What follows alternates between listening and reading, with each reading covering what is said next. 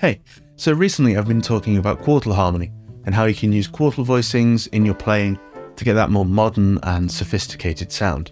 There are quite a few voicings that are played so often by particular musicians or in a particular tune that they're given a whole new name. They might just be simple iterations of a standard chord form, but their popularity lends them to be more well known by the name. One example is the So What chord, a two-handed 5-note voicing that can be used for your playing countless jazz standards, not just a Miles Davis track. So, what is the So What voicing?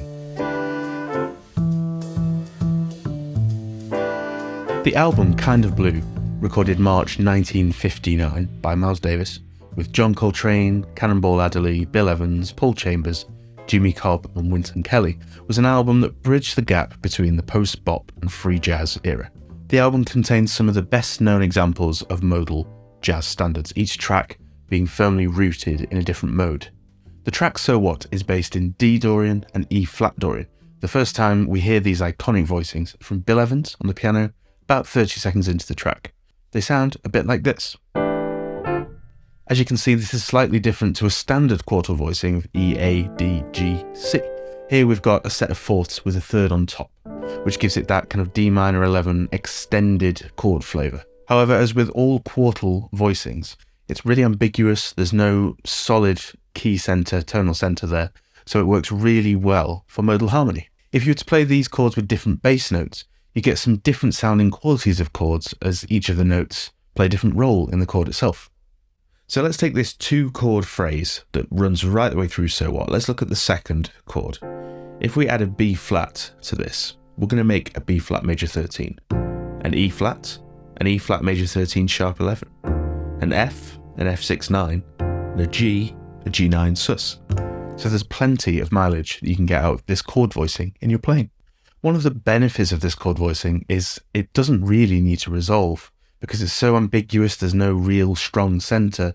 It doesn't have to be prepared, it doesn't have to go anywhere specific. It's quite happy to just sit there. With this, you can create some pretty interesting voicing choices and comping playing as you move this voicing in parallel up and down the keyboard. So you keep the same shape and you're just shifting those notes up and down. Our progression in the tune So What is pretty simple. It's just moving from a D Dorian sound to an E flat Dorian sound.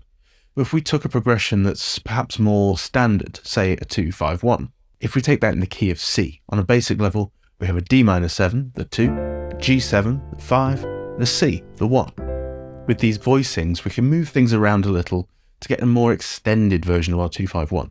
So the D minor 7 we can turn into a D minor 11. The G7 can become a G9 sus, and the C, let's make that a C major 13.